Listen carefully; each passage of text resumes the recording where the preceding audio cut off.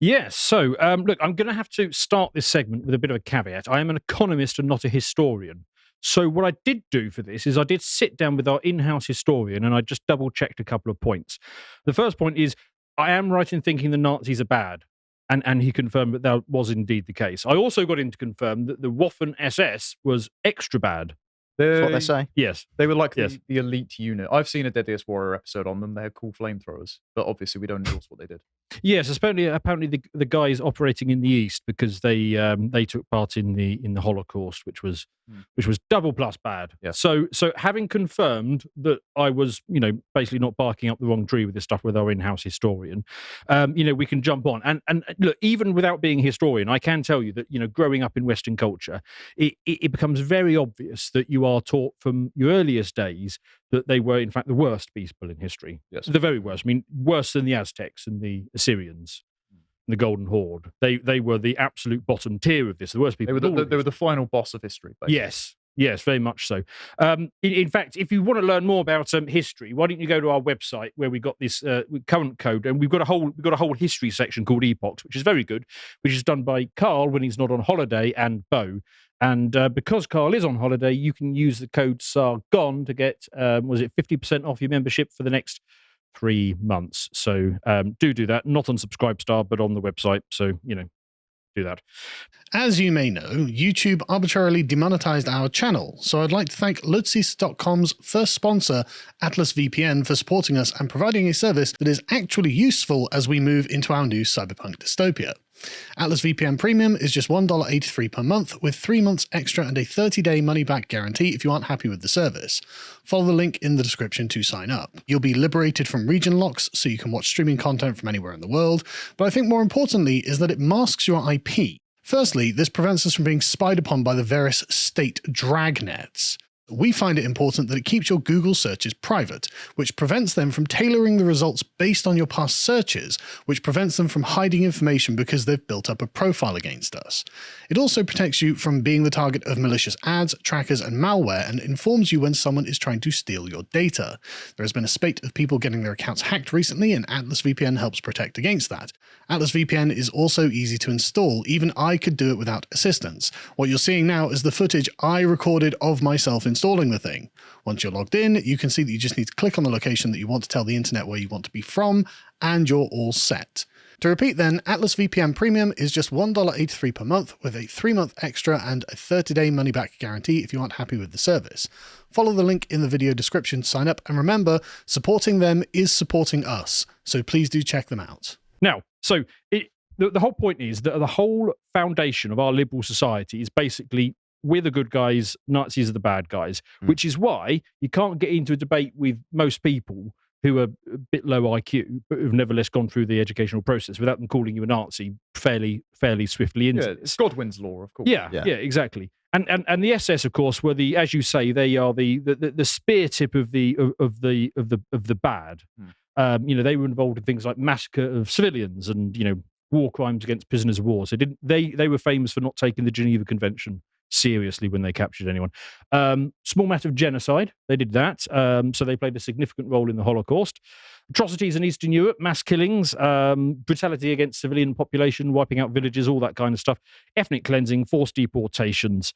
In fact, it got so bad with those particular chaps that after the war, the Nuremberg trials, they got together and at an international military tribunal, they decided that they were a criminal organization and proceeded on sort of tracking them down, those who hadn't been apprehended. So I think we're pretty sure that they are indeed bad guys. Now, who were they fighting? Let's go to here we go. This.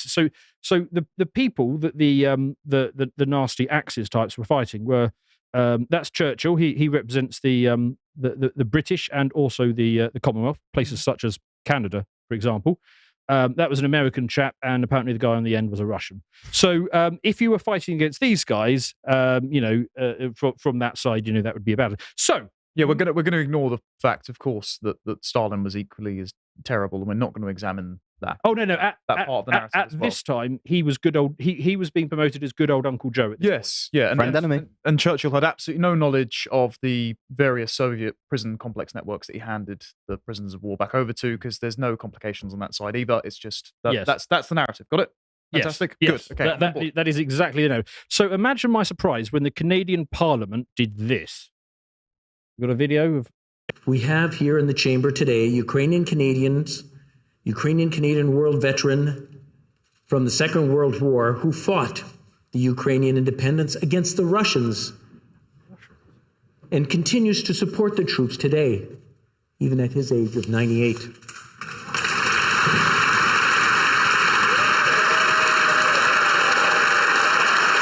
For those of you listening to this is the Canadian Parliament giving a round of applause. A standing ovation. A standing ovation, yes. In fact, we cut the sound about because this ovation goes on for a while. Then there's another round of applause, and then a second standing ovation. It's Soviet levels of applause. I was going to say, it reminds me of the story that Solzhenitsyn tells in Gulag Archipelago, where there was some party dictator. It might have even actually been Stalin. Yes. He was giving a speech, and then everyone stood up and gave a round of applause, and they kept applauding for about half an hour because no one wanted to be the first person to stop. Yes. The first person that did stop was then sent off to a gulag. Yes. It was so lots and lots of applause for this guy who fought in the Second World War, who was 90. Now, why I've got to say why the parliamentarians did not twig on this. When the speaker there said he fought against the Russians, like, well, so what unit was he in? Well, yeah. So maybe they, even though the Boomer Truth regime puts the Second World War as the founding of the liberal order, and that's all that's in the education system. Yes. I mean, I studied it about 3 times over the course of secondary school history. Maybe they didn't understand that the Nazi-Soviet pact was quite short, and the Canadians probably weren't involved in the war with any immediate skirmishes at that time. Yeah, but that was the entire parliament. Yeah, maybe they're all a bit dim. Because I did speak to Bo, our history buff, about this, and apparently, there was a couple of months where you could be fighting the Russians and not necessarily be, one of the bad guys. Yes.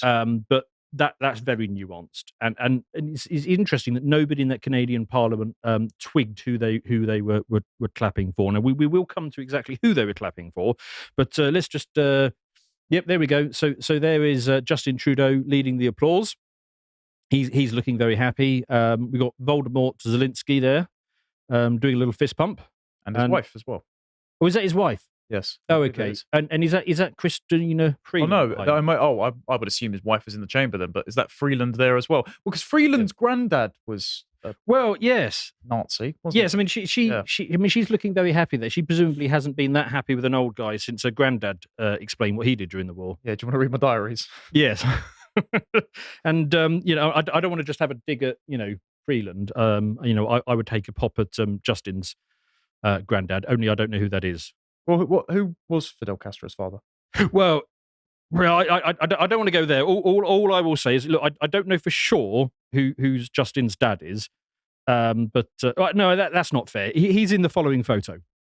There we go. Oh, there's Justin's dad. There he is. Yes. If you're listening, I'll let you catch up on that joke. That actually, to be fair, that does look like one of his least convincing blackface get-ups as well, doesn't it? Yes. Yeah, he was much more authentic as Harry Belafonte singing Deo. Yes. Or is that actually him in the middle? Could be. Hang on a minute. Is that over Fidel's shoulder? Is that Josh? Just hiding. Just recognised through the hair. Yes. Yeah. Anyway, continue with. So it turns out the person when they were clapping was Yaroslav Hunka. Bless you. Yes, who was a Ukrainian nationalist who joined the he joined the SS. He was part of the SS Galachnia division, which operated in the Ukraine. So we just saw the entire Canadian Parliament there applauding for a literal member of the Waffen-SS. Well, given by Justin Trudeau's activity for the last few years, it is on brand. That's not good, is it? I mean, let's remember that Trudeau not so long ago was saying that remember those freedom truckers? Yes. That helped bring an end to the tyranny we were all experiencing not so long ago. It was Trudeau who said that they were a fringe minority and that they included Nazis. Yeah, he said they were often sexist, often racist, and I forget which Canadian MP it was, because Ben had it in his book, and we've covered Yes. the clip before. But she was Jewish, and she stood up and said that actually them honking the horns, they were doing 2 honks, so it was HH, which was code for hail mid-century Germans. No doubt. Yeah, definitely. So the truckers were apparently Nazis because they occasionally honked, but the Canadian Parliament was just filmed giving 2 standing ovations to a literal SS Waffen-SS soldier. I imagine the Canadian Parliament are now going to round up all the geese in the country and shoot them as well. Even being charitable about this, though, like, let's assume none of them knew who this guy was. It just shows you the power of, like, the current thing mindset, doesn't it? Yeah. Where it's like, this guy opposes the bad guys, the Russians. Yeah. But that's why I opened with. I mean, the speaker literally read out he fought against the Russians. Yeah. But all they hear is that's all they hear. They Fought hear against the Russia. Russians, and Russians are the current enemy. So It was the whole Parliament going.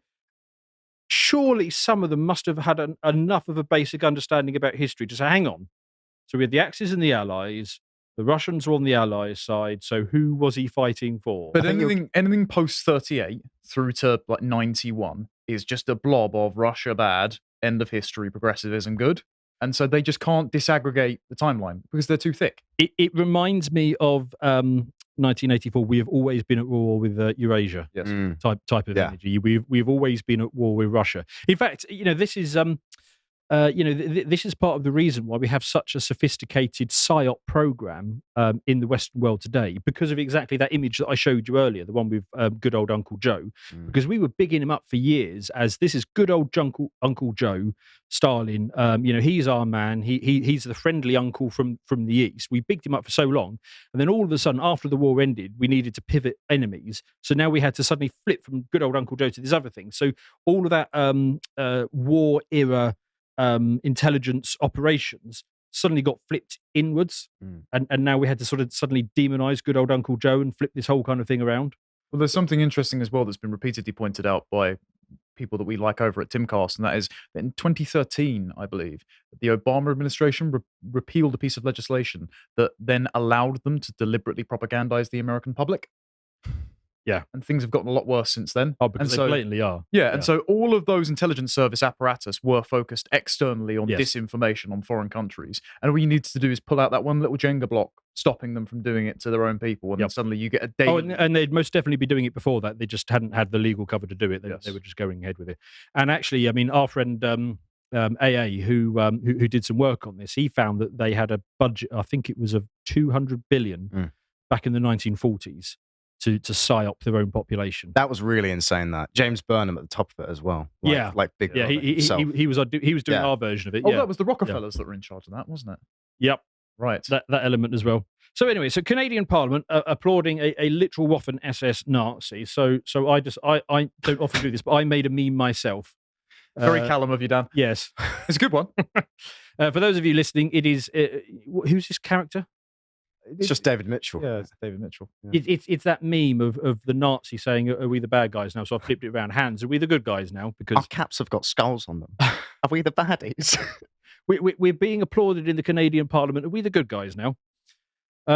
This was a good thread. I won't go directly to the whole thing, but this guy basically points out, because you might say, okay, well, the SS was quite a large organisation. I mean, they started off as I understand, as Hitler's bodyguards originally, as the SA in the Brown Shirts, and then they kind of got built up, and then there was hundreds of thousands of them as a sort of police force, and then by the time the war came, there was millions of them, and they got all the best gear, and they were sort of going out there and doing their war type stuff. So he might have just been the paper boy or the runner for us. Well, because it was such a large organisation, maybe he was shuffling the paper back in Berlin or something. Yeah. Maybe he was just sort of like forced into it as a young kid and had to stick through it, and then he bravely joined. But he was young. But the division that he joined, as the guy in this thread points out, was operating in Ukraine.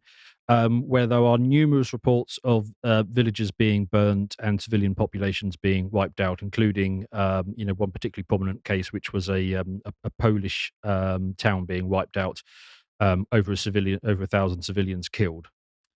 So, Right. So if he was the paper boy, that's wasn't yes, the least that's incriminating not good. of places. And as Bo points out, I mean, a lot of this is obscured by the sort of fog of history. But if you were in the SS on the Eastern Front during the late stages of the war, you could not be involved in the Holocaust. Sorry, it's just It's quite absurd. Like the fog of history. Oh, okay. How unclear is it? Well, you were in the SS. Yes. I mean, normally the conversation would end at that point. Yeah. Normally, we wouldn't get further than. Yeah. And this thread goes on to point out that in this particular guy's case, Hunker. So at the end of the war in 1945, he surrendered to British forces in Italy. He was held as a prisoner of war until 1947. After that, him and some other SS members resettled in Canada. Because they've always had a very progressive immigration policy and continue to this day. Not Argentina. That's surprising. No. You presumably had to be a higher rank, right, to get the invite there. Now he did come under the guy who was applauded in the Parliament. He did come under investigation for war crimes. In fact, a whole bunch of his unit were, and some of them got prosecuted for war crimes, but he individually wasn't because of a lack of evidence in his particular case. He was probably innocent then. Yeah, he probably did nothing. Yes. Wrong. Yeah, I mean, apart from apart from being that small literally being matter, in yes. the SS. Again, can I just point out that Yes. Russell Brand, again, no matter what you think about the man's character, the veracity of said allegations, he's not had it presented in the court of law. There's zero evidence, but he's had his entire livelihood taken away and hounded by all of British media and the government. Yes. Well, government committees that aren't the actual government, whatever. This guy just got a standing ovation in the Parliament for maybe conducting the Holocaust. Well, as Bo points out, it would be almost inconceivable you could be a member of the SS operating in this region of the war and not be directly involved in the Holocaust. It's almost inconceivable. Right. In the 1980s, this guy, the Canadian government investigated this chap and other SS members who were living in Canada over concerns that they concealed their SS membership when entering Canada. However, no charges were filed against him at that time. And in 2000s, several prominent historians tried to pressure the Canadian government to get this guy and other members of his unit have their Canadian citizen stripped from them. Although that ultimately was not a successful effort. So look, we got a young man here who joined the SS. So we can say that in his favour. He was a young man. He wasn't a major or a colonel in the SS or anything like that. I mean, he was low level, and he never ultimately got charged with a crime. So maybe it wasn't so bad. I mean, it's not as bad as, say, for example, being one of those young men who was present at January 6th. Right. Okay. Yeah. So Jacob Chansley, the QAnon shaman, yes, worse than the SS. Oh, well, obviously. I mean, we can see obviously that must be the case because those young men at January the 6th, they got the book thrown at them. They're getting tortured even to this day with months and months of solitary confinement. They're basically being denied trial, and where they are being given trial, it's being heavily rigged against them, and the suitable judges are being found to make sure that they go away for an incredibly long period of time. But that's obviously worse than being a member of the SS during the Holocaust. So wait, does that mean that on the rank of historical atrocities according to the American Empire, 9/11 is more important than the Holocaust? January 6th, yeah. Well, no, but actually Yes. 9/11 as well, because obviously Guantanamo was set up for that, but this guy gets Canadian citizenship. So, Yes. I mean, the ADLs can be very upset with Justin Trudeau. Oh, yeah, I mean, like you say, walking around in a shaman outfit and standing behind the speaker's podium is clearly well above small things like massacre of civilians, violations of the Geneva Convention, mass killings, brutality against civilians, population dispersal, ethnic cleansing, and the Holocaust. But have you considered that Enrico Tarrio, who wasn't even in DC at the time, sent a text and so deserves 20 years? Well, speaking of the Proud Boys, they are literally like a prescribed terrorist organization in Canada, aren't they? So literally worse than this guy. Yes. The Proud Boys are worse than the SS. Fair point. Let's have a look. So here's some snaps of this chap when he was young. There he is in his SS uniform. He's the guy standing in the middle at the back. So fetching.